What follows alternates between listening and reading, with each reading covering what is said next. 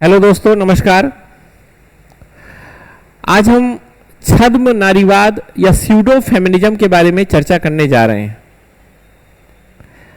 आप सोचिए कि अगर कोई इंसान एबीसी है और मान लीजिए उसे कोई बीमारी हो गई और वो उस बीमारी को सही करने के लिए मेडिसिन भी ले रहा है,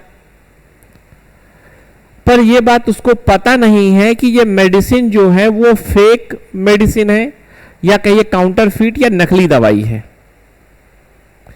और वो लगातार दवाइयों को खा रहा है। सोचिए इसका क्या परिणाम होगा। आपको भी पता है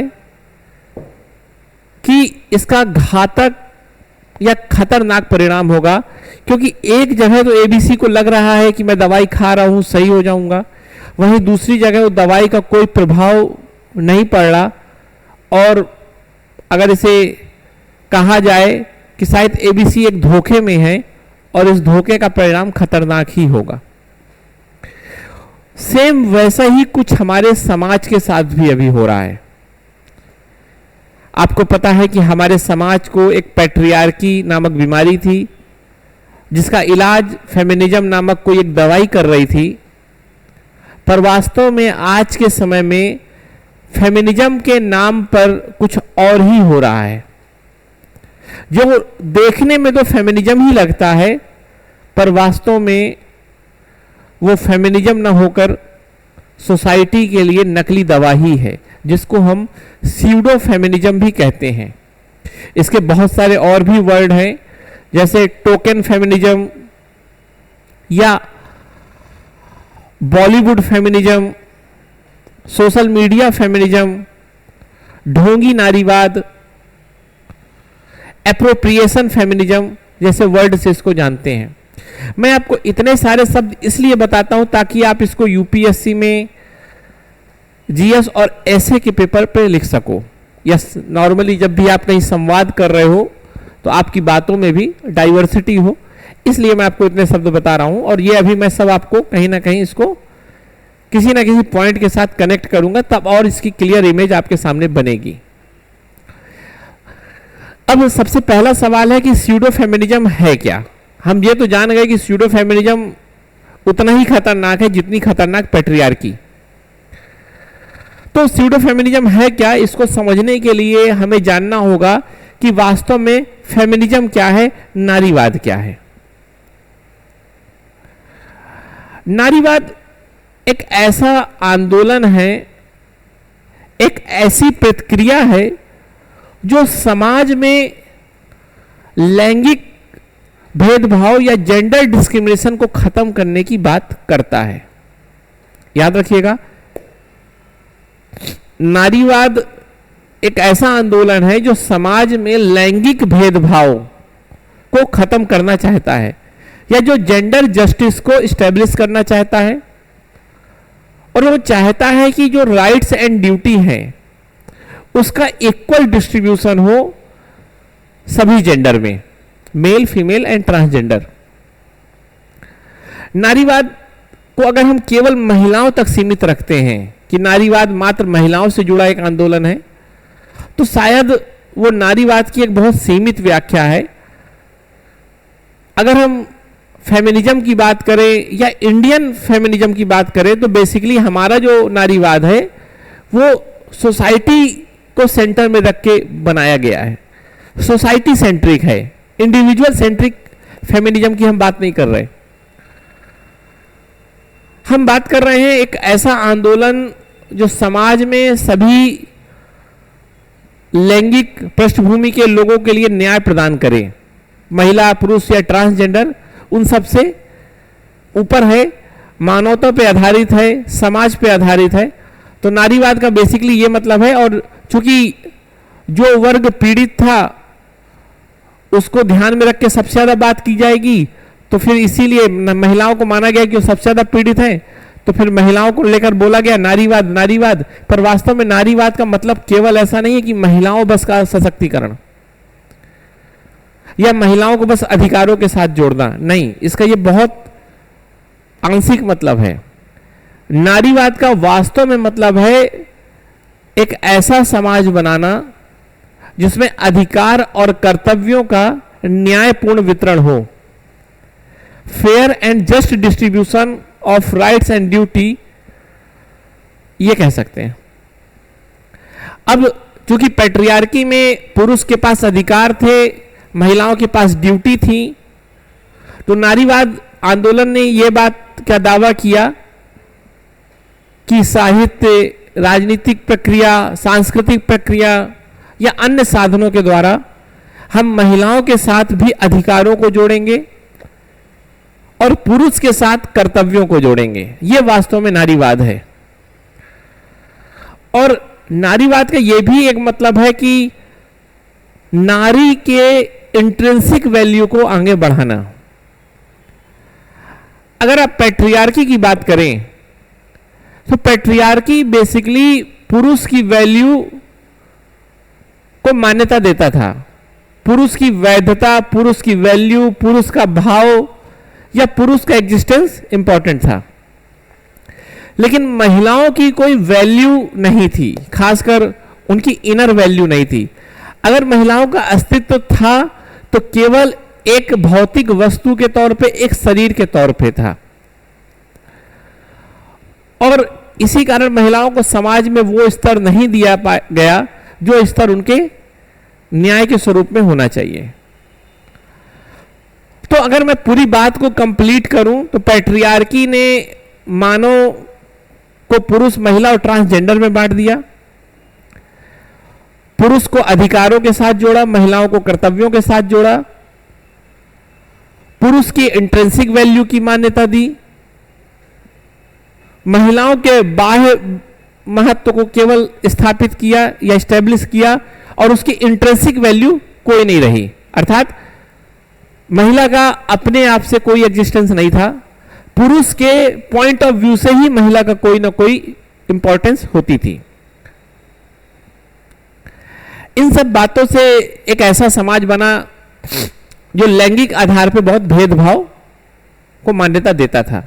इसी का विरोध हुआ, इसी के प्रतिक्रिया स्वरूप एक नारीवाद आंदोलन आया, और नारीवाद ने कहा, जो वास्तव में नारीवाद है, उसने कहा कि महिलाओं की इंट्रिंसिक वैल्यू को मान्यता दी जाए, महिलाओं के कार्यों को मान्यता दी जाए, महिलाओं को अधिकारों के साथ जोड़ा जाए। और यह आंदोलन चला, साहित्य में दिखा, लिटरेचर में दिखा, यह आंदोलन सांस्कृतिक परिवेश में दिखा, और यूरोप में कई तरह के मूवमेंट हुए, और भारत में भी यह नारीवाद आंदोलन दिखा। लेकिन नारीवाद आंदोलन की अगर हम भारत के संदर्भ में बात करें तो भारत में सोसाइटी को सेंट्रिक बना के ही नारीवाद की बात की जानी चाहिए। अब बात करते हैं स्यूडो फेमिनिज्म क्या है। स्यूडो फेमिनिज्म एक ऐसा कॉन्सेप्ट है जो इस बात को दिखाता तो है कि वो नारियों को लेकर बड़ा चिंतित है और सशक्त नारी की बात करता है, पर वास्तव में वो कोई ना कोई एक अपना प्रोपेगेंडा को पूरा कर रहे होते हैं, ना कि नारियों का सम्मान या ना ही फीमेल या वुमेन एम्पावरमेंट की बात कर रहे होते हैं। बड़ा सुपरफिशियल इनका एम्पावरमेंट होता है, मतलब ऊपर से लगेगा कि सब अच्छा, अंदर से बहुत खोखला है। इसके बहुत सारे, जब मैं आपको उदाहरण बताऊंगा तो ये चीज आपको बहुत क्लियर दिखेगी कि आजकल ये ऐसा हो रहा है। याद रखिएगा कि स्यूडो फेमिनिज्म दिखाता तो है कि वुमेन एम्पावरमेंट किया जा रहा है, पर वास्तव में ऐसा कुछ हो नहीं रहा होता। जो वास्तव में पैट्रियार्की की बीमारी है उसका कोई इलाज नहीं हो रहा होता। कहने का मतलब, सपोज करिए कोई एक ऐसा पेड़ है जो जहरीला है, और पेड़ की आप एक दो पत्ती तोड़ के कहिए देखिए हम जहर को खत्म कर रहे हैं, और जबकि उसकी रूट्स पे हम कोई काम ही नहीं कर रहे। तो कहने का मतलब फेमिनिज्म जो है पैट्रियार्की के रूट को खत्म करने की बात करता है, लेकिन जो स्यूडो फेमिनिज्म है वो पैट्रियार्की के रूट्स पे कोई बात नहीं करता, पैट्रियार्की का जो मूल आधार है उस पर कोई बात नहीं करता। अब इसके हम कई सारे उदाहरण देखते हैं जिसके कारण आपको स्यूडो फेमिनिज्म बहुत क्लियर दिखने लगेगा। जैसे मैंने एक वर्ड बनाया था आपको, या बताया था, टोकन फेमिनिज्म। टोकन का मतलब समझते हो क्या होता है? सपोज करो आप मेरे पास आए और आपने मुझे 10 रुपए दिया और मुझे आपको 5 रुपए रिटर्न करना है, मैं उसका टोकन दे दूं, 5 प्लास्टिक के टोकन दे दूं। तो इसका यह मतलब है वास्तव में वो सिक्के नहीं है, बस सिक्के को रिप्रेजेंट कर रहे हैं, वास्तव में सिक्के नहीं है। वो उस प्लास्टिक के अंदर कोई वैल्यू नहीं है, उनका अपना कोई एग्जिस्टेंस नहीं है। वैसे ही टोकन फेमिनिज्म का क्या मतलब है कि दिखेगा तो फेमिनिज्म है पर वास्तव में है नहीं, वो केवल दिख रहा है, बस उसके अंदर कोई वेट नहीं है। और टोकन फेमिनिज्म आपको सबसे ज्यादा अगर कहीं दिखेगा तो कॉर्पोरेट सेक्टर में दिखेगा, क्योंकि फेमिनिज्म समाज के द्वारा स्वीकार्य है और आजकल अगर अपने आप को आपको आधुनिक दिखाना है, मॉडर्न दिखाना है, तो आपको फेमिनिस्ट या फेमिनिज्म की बात करना होता है। और कॉर्पोरेट हाउस अपने आप को यह दिखाने के लिए कि हम वुमेन सेंट्रिक हैं, वुमेन एम्पावरमेंट की बात करते हैं, हम बहुत प्रोग्रेसिव हैं, बहुत मॉडर्न हैं, ये दिखाने के लिए कई बार ऐसा करते हैं वो कि एक या दो किसी स्पेसिफिक वुमेन को बड़े पद में स्टैब्लिश कर देते हैं या हायरार्की में सबसे ऊपर बैठा देते हैं। और बाहर से देखने में लगता है कि वो संस्था बहुत वुमेन सेंट्रिक है, कि वहां पर वुमेन इस लेवल पे है या इस उच्च पद पे है।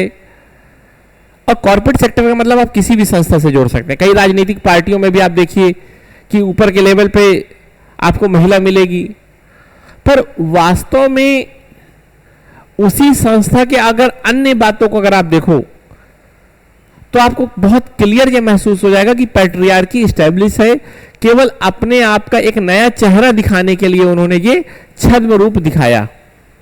एक यहां मैं बात करना चाहूंगा, एक क्रीम आई है ना, एक सौंदर्य प्रसाधन की वस्तु क्रीम है, उसने अपना नाम बदल दिया, क्योंकि पहले उसके प्रोडक्ट का जो नाम था उसमें ऐसा फील आता था कि यह रंग भेद को प्रमोट करती है या रेसिज्म को प्रमोट करती है, और उसने अपना नाम बदला और नाम बदल के उसने अपना ग्लो करके नाम रख लिया।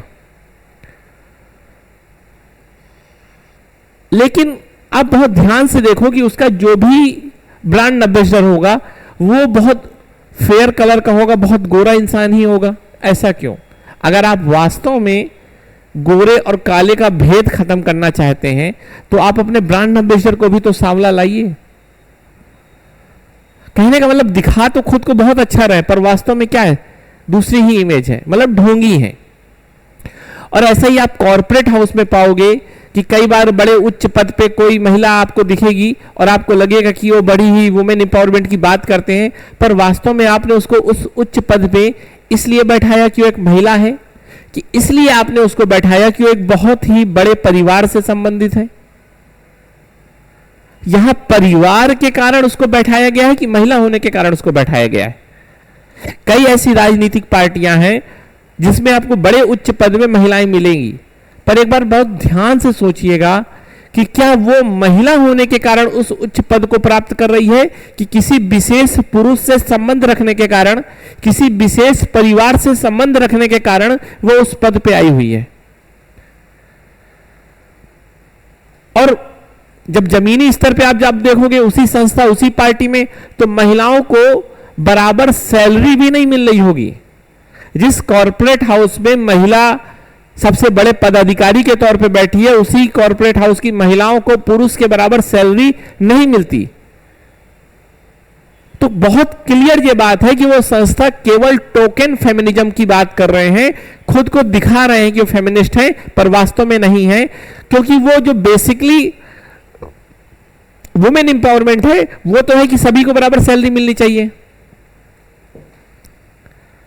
पे इक्वल फॉर इक्वल वर्क, एक से काम के लिए सबको एक सी सैलरी देना चाहिए, पर वो तो नहीं मिलेगा। हम अब दूसरी तरफ बात करते हैं फेक या स्यूडो फेमिनिज्म की। स्यूडो फेमिनिज्म में एक चीज आप देखोगे कि बॉलीवुड ने एक, आप जो बॉलीवुड फेमिनिज्म भी कह सकते हो या सोशल मीडिया फेमिनिज्म आप कह सकते हो, जिसको हम पॉप कल्चर भी बोलते हैं, उसमें महिलाओं को केवल बॉडी के तौर पे ही इंपावर किया है।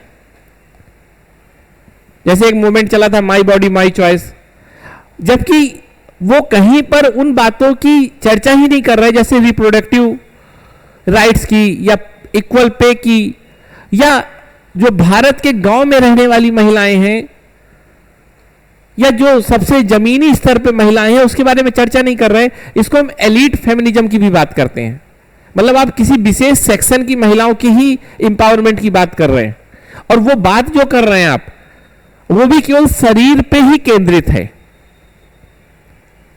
अगर आप आइटम सॉन्ग की बात करो या जिस तरह से बॉलीवुड ने और मार्केट ने महिलाओं को एक कमोडिटी के द्वारा बना दिया, एक कमोडिटी बना दिया, तो फिर पैट्रियार्की भी तो यही कर रही थी।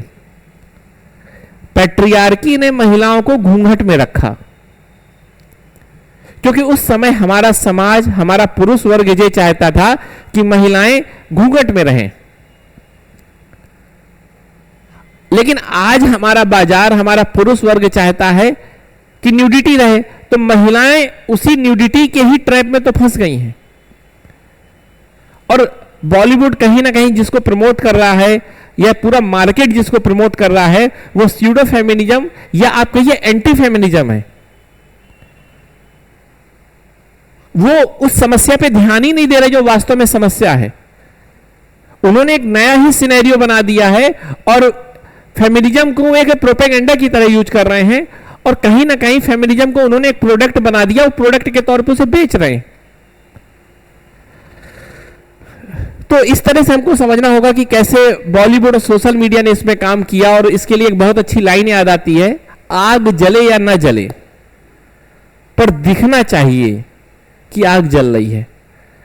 और आजकल हर चीज सोशल मीडिया पे ही दिख रहा है, वास्तव में जमीन में क्या हो रहा है क्या नहीं हो रहा ये आप भी जानते हो।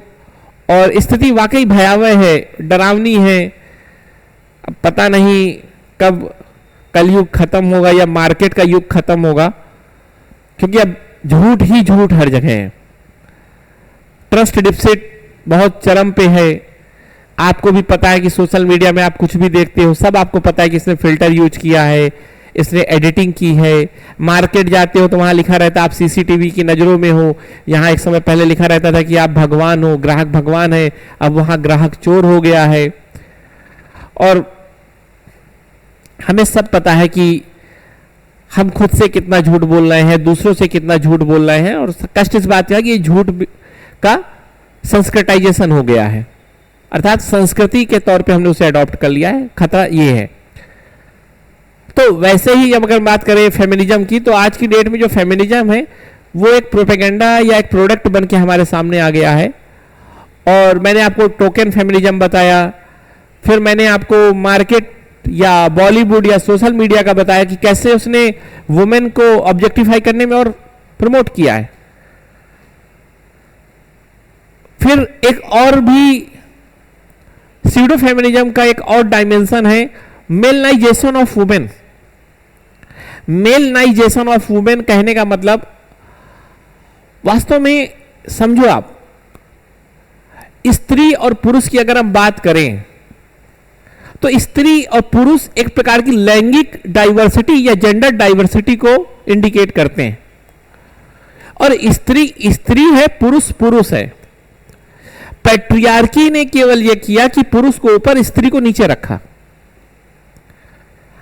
और अगर हमें पैट्रियार्की को खत्म करना है तो हमें स्त्री और पुरुष, मेल और फीमेल को इक्वल करना है, ना कि फीमेल को मेल के अंदर ही मर्ज नहीं कर देना। और आज के समय में आप देखो कि महिलाएं वो सारे काम में इन्वॉल्व हो रही हैं या उस कल्चर को फॉलो कर रही हैं जो स्पेसिफिक पुरुष से रिलेटेड होता था। और कहीं ना कहीं वो इस बात को मान ले रही हैं कि जो मेल करता है वही अच्छा है, और उसको कॉपी कर रही हैं। इंपावर नहीं हो रही, वास्तव में कॉपी कर रही हैं। और जब मैं आपसे ये बात कर रहा हूं तो बहुत स्पेसिफिक कुछ बात कर रहा हूं, जैसे गाली देना। पहले पुरुष गाली देता था, आज महिलाएं गाली देती हैं और ये मान के चलती हैं कि ये पुरुष की तरह है, अच्छा होगा। अल्कोहल कंज्यूम करना, सिगरेट कंज्यूम करना, आजकल जो कूल बनने का कल्चर चला है वो महिलाओं ने कहीं ना कहीं अपने आप का पुरुषकरण कर दिया है, और ये कहीं इसी बात को तो इंडिकेट नहीं करता कि पुरुष बेहतर है, उसको कॉपी कर लिया जाए। तो हमें महिलाओं को महिला ही रखना है, बस उसको अधिकार देने हैं, और पुरुष को पुरुष रखना, उसको कर्तव्य देने हैं।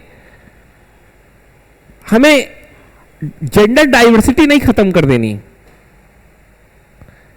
हम ना कई बार अंधे हो जाते हैं, हम मॉडर्निटी के नाम पर वेस्टर्न कल्चर को प्रमोट करने लगते हैं, और ये मूर्खता है, उसके अलावा और कुछ नहीं है।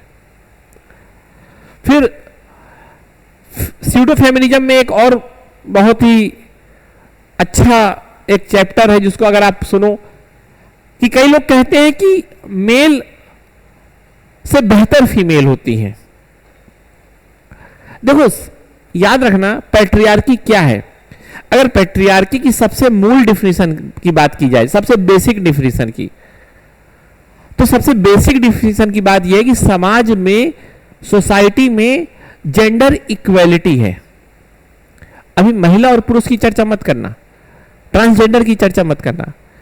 पैट्रियार्की बेसिकली इस बात को कहता है कि समाज में जेंडर इक्वेलिटी है, जो सोसाइटी में, जो इकोनॉमी में, जो पॉलिटिक्स में दिखती है।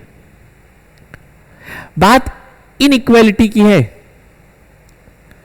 अगर हम फेमिनिज्म के नाम पर ऐसी बातें करें कि महिलाएं सबसे अच्छी हैं, पुरुष से बेहतर हैं, पुरुष कुछ नहीं उसके सामने, महिलाएं पूरी दुनिया चला लेंगी, महिलाओं को किसी पर निर्भर होने की जरूरत नहीं है, महिलाएं सोसाइटी से भी ऊपर हैं, तो फिर आप भी कहीं ना कहीं पैट्रियार्की को ही एक दूसरे स्वरूप में स्थापित कर रहे हो, क्योंकि पैट्रियार्की का मतलब ही है इनइक्वेलिटी, और आप भी तो इनइक्वेलिटी की ही बात कर रहे हो।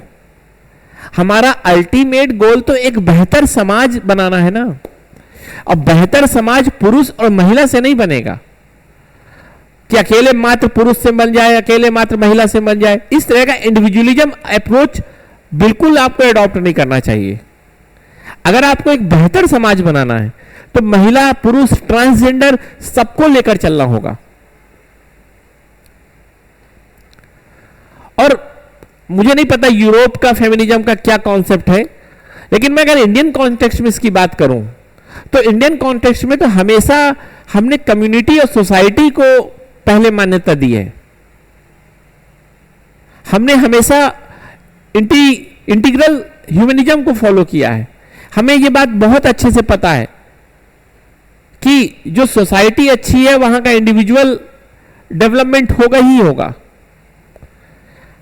हमने बहुत कॉम्प्रिहेंसिव वे में दुनिया को समझा है, और आज पूरा विश्व भी उसको मान रहा है, चाहे वो वन अर्थ वन हेल्थ की बात हो, चाहे वो सस्टेनेबल डेवलपमेंट गोल की बात हो। हमें ये बात आज बहुत अच्छे से पता चल गया कि विश्व को आप तोड़ नहीं सकते। विश्व आपस में जुड़ा हुआ है, समाज आपस में जुड़ा हुआ है, तो फिर हम कैसे केवल महिलाओं के और केवल पुरुष के बात करें। हमें महिला और पुरुष, ट्रांसजेंडर सबको एक साथ लेके चलना होगा, और सब में समान रूप से राइट एंड ड्यूटी का डिस्ट्रीब्यूशन करना होगा, ताकि सभी अपने अंदर की पोटेंशियल को रियलिटी में बदल सकें। हमें महिला, पुरुष और ट्रांसजेंडर सबके लिए एक बेहतर समाज बनाना होगा। और इसे अगर हम इंडियन कल्चर में देखा जाए तो आप अर्धनारीश्वर में बिल्कुल क्लियर देखने को पाओगे। अगर भारतीय नारीवाद का मैं आपको उदाहरण बताऊं तो सबसे अच्छा अर्धनारीश्वर की मूर्ति, और बहुत क्लियर इस बात का दिखाता है कि महिला और पुरुष एक होकर ही समाज को बेहतर बना सकते हैं। तो इस बात को हमें बहुत अच्छे से समझना होगा। हमें स्यूडो फेमिनिज्म को समझना होगा, हमें फेमिनिज्म को समझना होगा, दोनों में अंतर करना होगा, और हमें उन मुद्दों पे बात करनी होगी जो वास्तव में महिलाओं के एम्पावरमेंट के लिए जरूरी हैं। वो मुद्दे हैं महिलाओं के इंट्रिंसिक वैल्यू को बढ़ाना, महिलाओं के साथ अधिकार को जोड़ना, महिलाओं की कल्चरल एग्जिस्टेंस को एस्टेब्लिश करना, रिलीजन में उसके एग्जिस्टेंस को एस्टेब्लिश करना, ना कि केवल बॉडी के तौर पे सोशल मीडिया में एस्टेब्लिश करना। इस बात को समझना होगा। धन्यवाद।